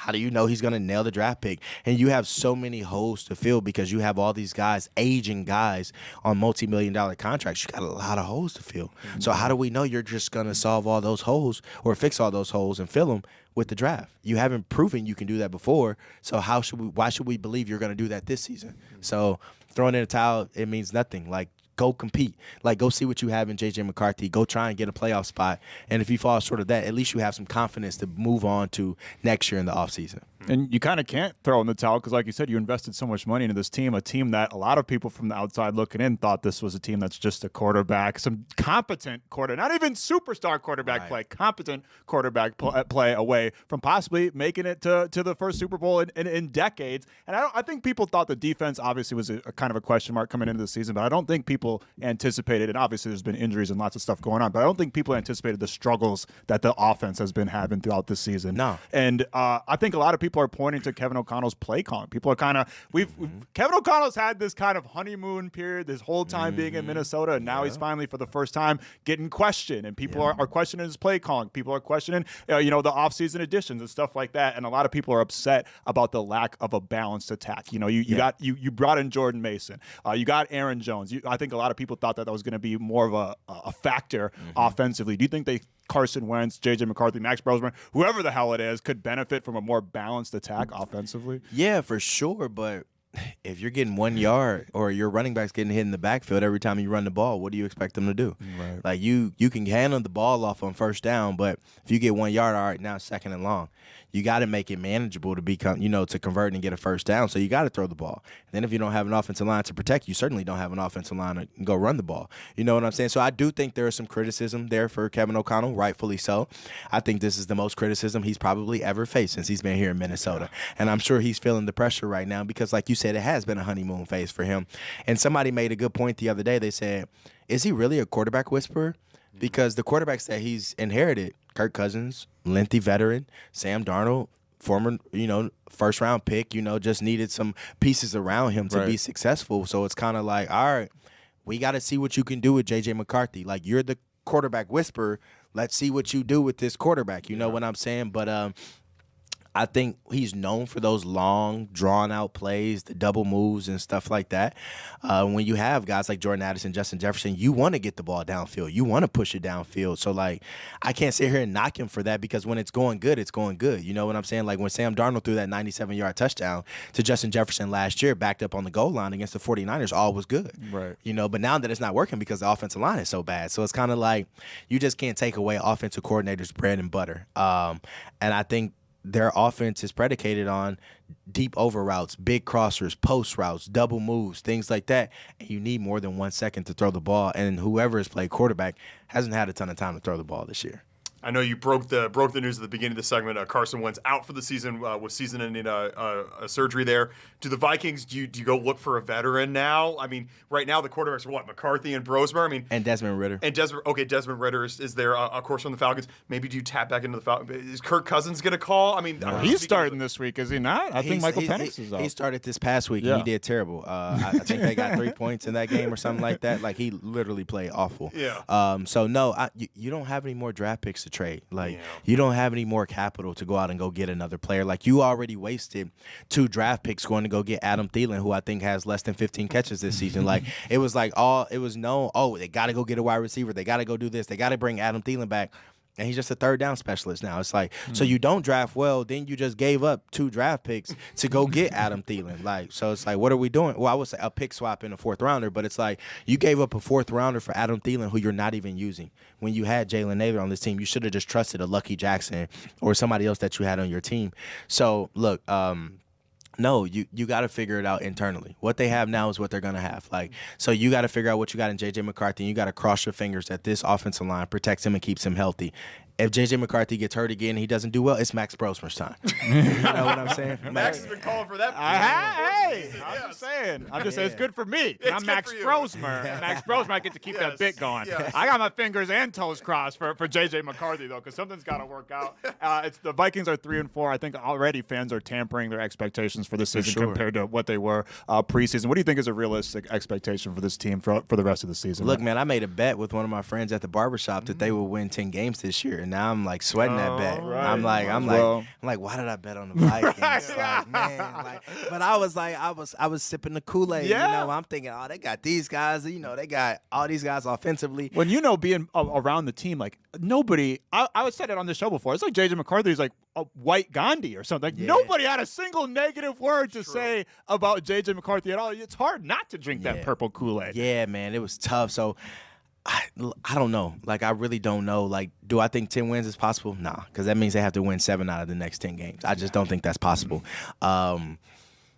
Realistic window, probably 7 games, 7 wins, if that, 8. I mean, because you're talking about you got the Ravens coming here. You got the Lions. You got to play them twice. Yep. You got to go play the Packers twice. Yep. You got to play the Bears again. Yep. It don't get easier. I think the Commanders, they play the Commanders too. And the Cowboys. The Giants look good, and the Cowboys are playing good. Gotta go top 5 MVP gotta go to guy right Dallas. now. So it's like, you look at that schedule, man. It's hard to pencil in W's right now, especially if the defense isn't playing up to their expectations. So they are 3 now. Honestly, it's hard to draw in 4 more wins right now. Painfully to say, but I think if they get to 7 wins, we're kind of happy. But I don't think anybody's happy. But you're like, whew, geez, at least they had some fight going down the stretch, because they very well could finish the season 4-13. It could be that bad. You know what I'm saying?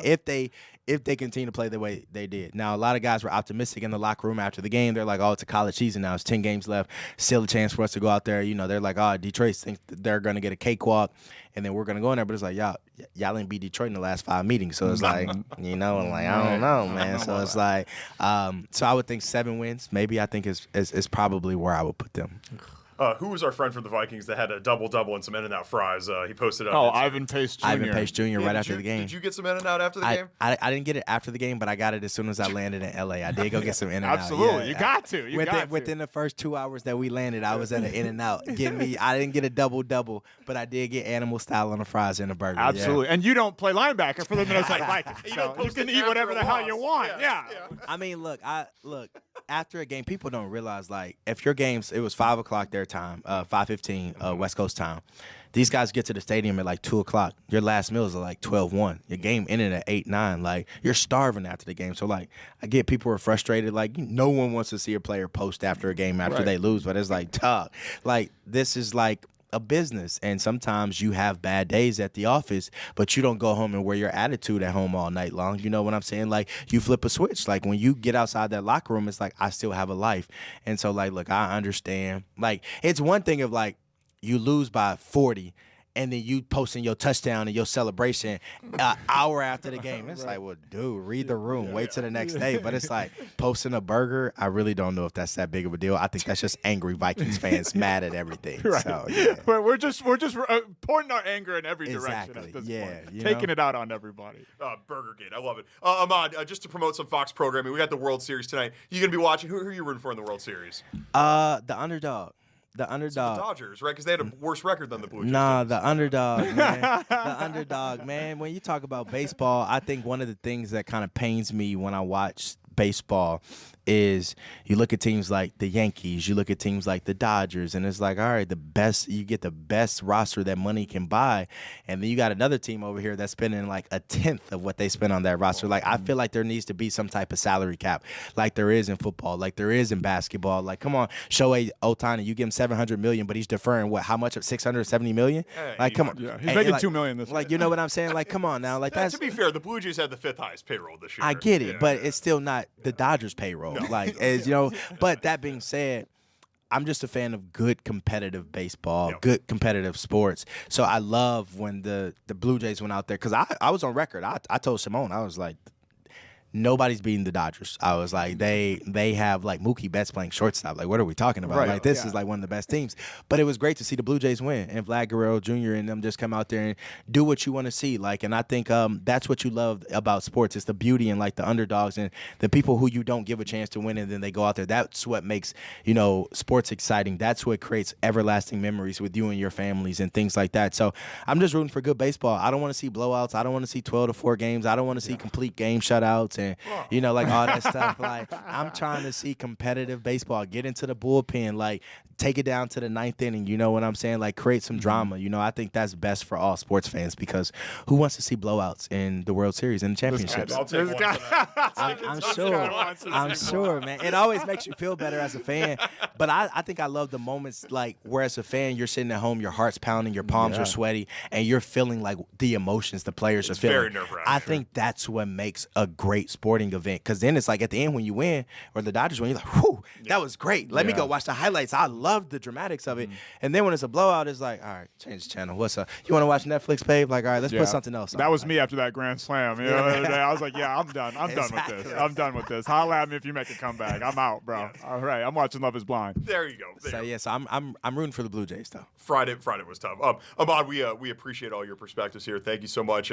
Enjoy the Vikings beat. Where's your next travel with the Vikings? Where are you going? I don't go anywhere until December. I got back-to-back weeks going to Dallas, then going to New York. So I'm going to take some time to anchor on Saturdays now, fill in for Dawn Mitchell, and spend some more time with Houston, my son, and Simone, because I've been traveling a lot lately, from the WNBA finals to college Big Ten media days to the NFL. Like, so it's like I've been all over the place the last 2 months. So it's going to be exciting to kind of just sit at home, be with the family, watch some college games on Saturdays, before I go to work and all that stuff. For sure. We can hear it in your voice, dog. I mean, give this man a damn day off. He's hustling out here. It was the sinuses got me as soon as I got that. Like this weekend, I literally didn't have a voice the last 2 days, so it's finally starting to come back a little bit now. Awesome. Ahmad Hicks, Fox 9 sports reporter. Ahmad, thank you so much. We appreciate it. Appreciate you guys having me on. Thank you. More to come from the afternoon shift after this.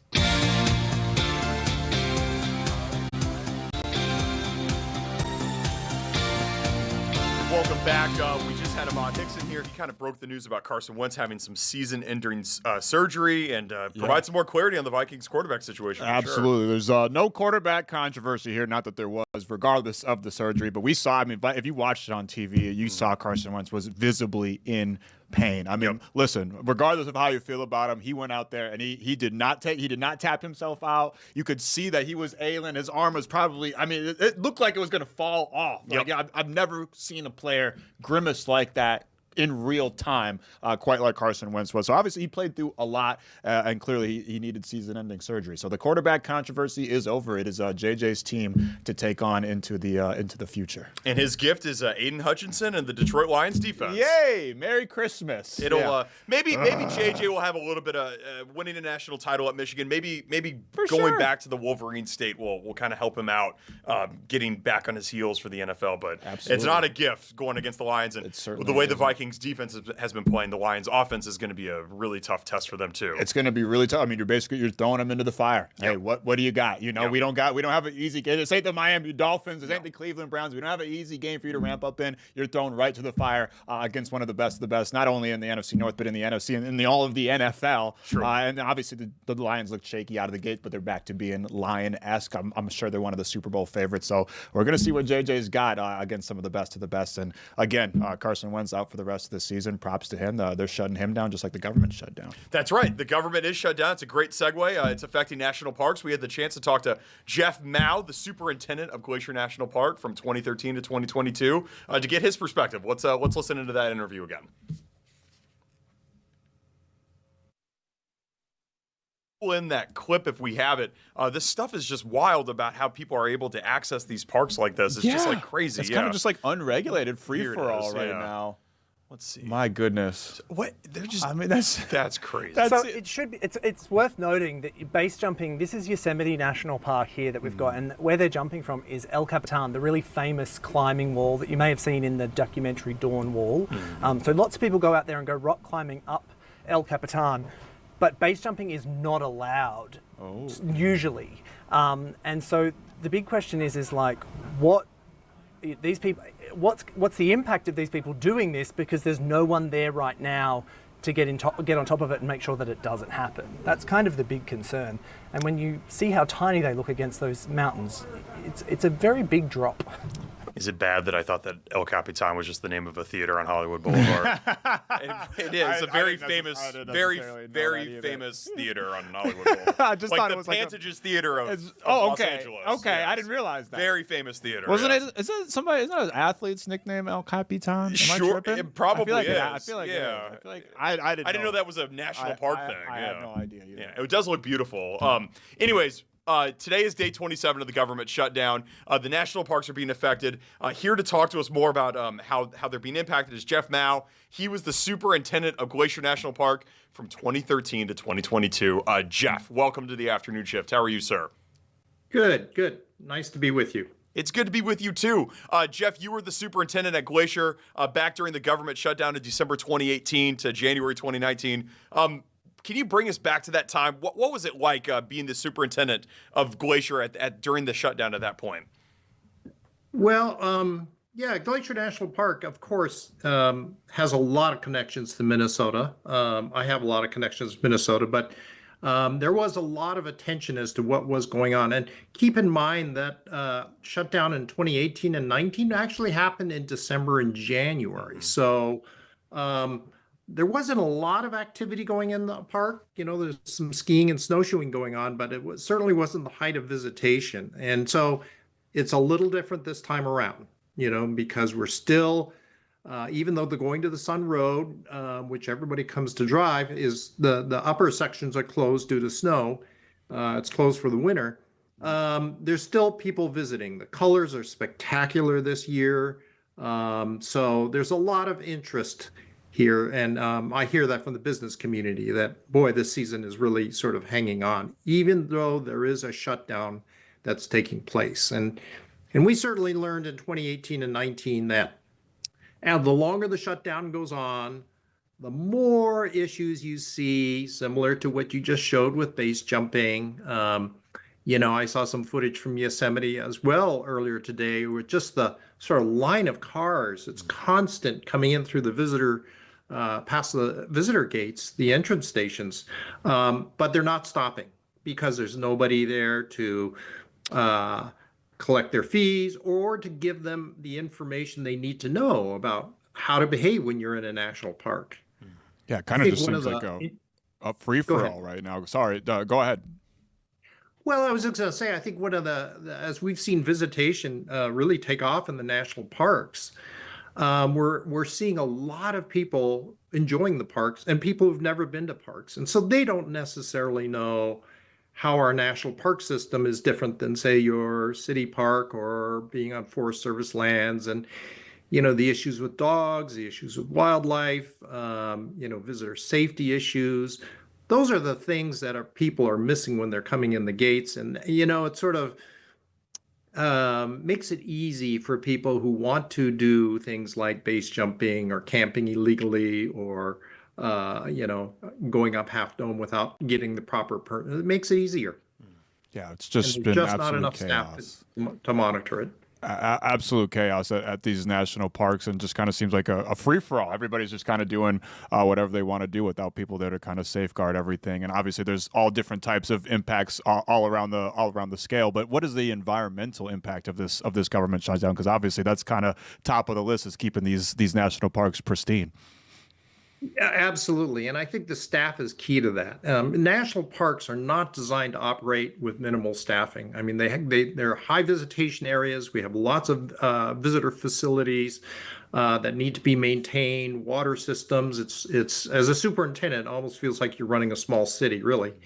And when the staff aren't there, I think it just, opens things up and to a lot of activities where people don't even think or recognize the impacts to the resources. So, garbage, there's a lot of people expect to see garbage cans and expect that somebody's going to empty it at the end of the day. That's not happening necessarily. The staffing is so thin that, garbage accumulates.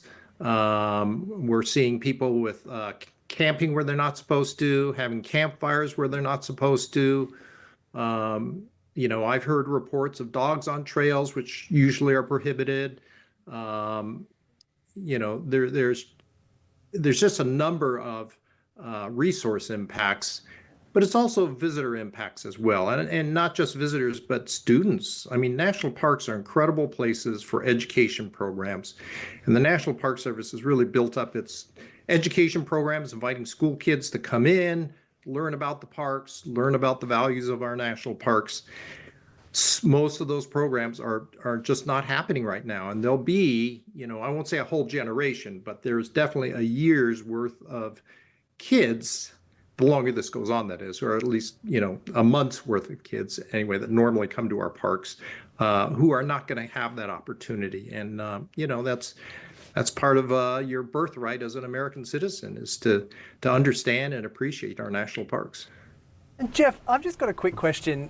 Without the staff, national parks, especially something like Glacier or Yellowstone, where you've got really large, potentially dangerous animals, is it a scary place when you don't have the staff there? Because my experience when I've been to Glacier, or you come across a grizzly bear, a ranger isn't very far behind or very close by to kind of warn people, don't go any further, or stay the distance that you need to stay. Without those staff, surely it's a dangerous place to be, right?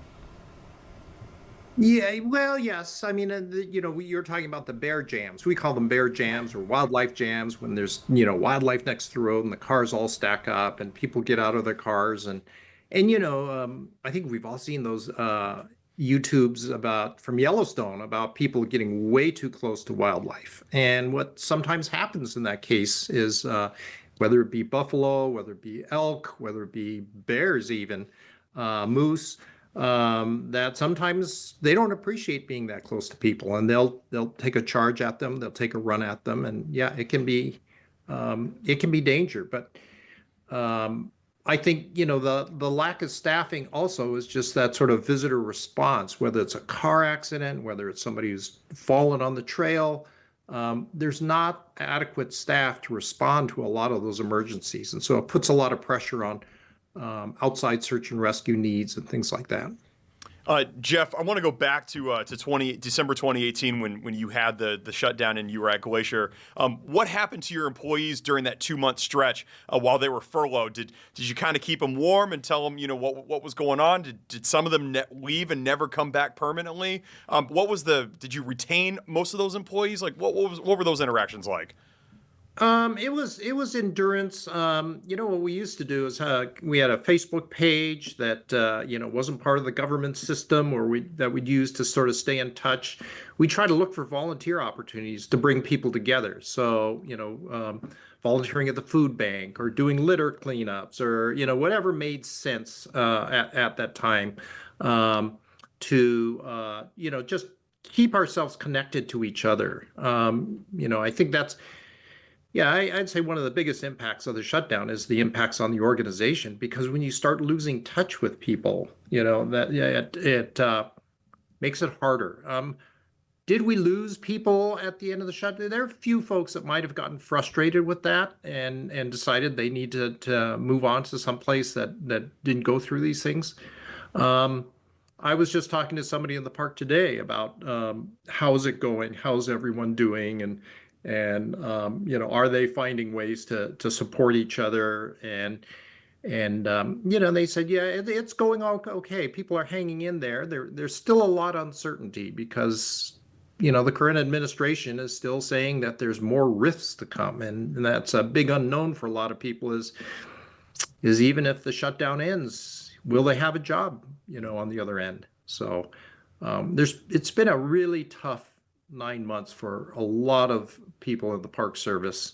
There's just been so much organizational change and frankly chaos in how things are being managed. And I mean, obviously, you guys at the parks do an incredible job keeping the parks clean, keeping people informed, and a million other things. How can the regular person help in this situation in the meantime while the government is shut down? Well, I mean, I think as we see what the impacts are, and like you said, there's a whole litany of impacts that are accumulating if you have the right sort of media feed. And as a visitor, if you have to go to a park, how you can minimize that, how you be sensitive to what some of those issues are, educating yourself about that beforehand. Though quite honestly, I am one of several superintendents that signed a letter to the Secretary of Interior before the shutdown, and actually just a week ago to the Secretary of Interior, urging him these parks should really be closed until there's adequate staffing. That's kind of the bottom line for us, is that unless you can protect the resources, you really shouldn't be allowing visitors in the park. So it's a difficult position right now, because while Glacier is sort of at the tail end and getting ready for winter, which means there's not a lot of activity in the park, other parks in the South are, they're just going into their busy time. So, for them to sort of, throttle back and think about how they're going to operate it going into the busiest time of the season, it's a very difficult no-win situation for staff, for the resources, and to some extent, even the visitors. We are back here. That was Jeff Mao, the former superintendent of Glacier National Park, telling us all about the government shutdown's impact on it. Yeah, again, it's not one of those things that's probably top of mind when you think of the government shutdown, but obviously these kind of things have wide-ranging impacts reaching and affecting all of our national parks across the great USA. Yeah, and the National Park's Instagram account is beautiful, much like Is it? ours is. Ah, Ours is yes, beautiful, and I yeah. appreciate Paul taking my advice. I did see a little bit more me on there. Still not quite enough. Not quite enough. But you can follow us, @afternoonshift_Fox9 on the old IG. We're still waiting for our 200th follow. No, we got it. We got it? We got it Oh! on Friday. It happened. What yeah. the heck? It happened. Oh, I'm unfollowing. It happened. Do we have 200 No, I exactly? think we're above 200 now. You can't. There's no recall like that. Paul bought some bots. Yes. He sabotaged me. He bought some bots. The 5 o'clock news is coming up next with Kelsey and Simone, and we'll see y'all tomorrow, right? Absolutely. Same time, same place here on the afternoon shift. You got 23 hours. Do with it what you will. Just meet us back here tomorrow. In the meantime, I remain Max Fuller. Adam-llorens. Peace.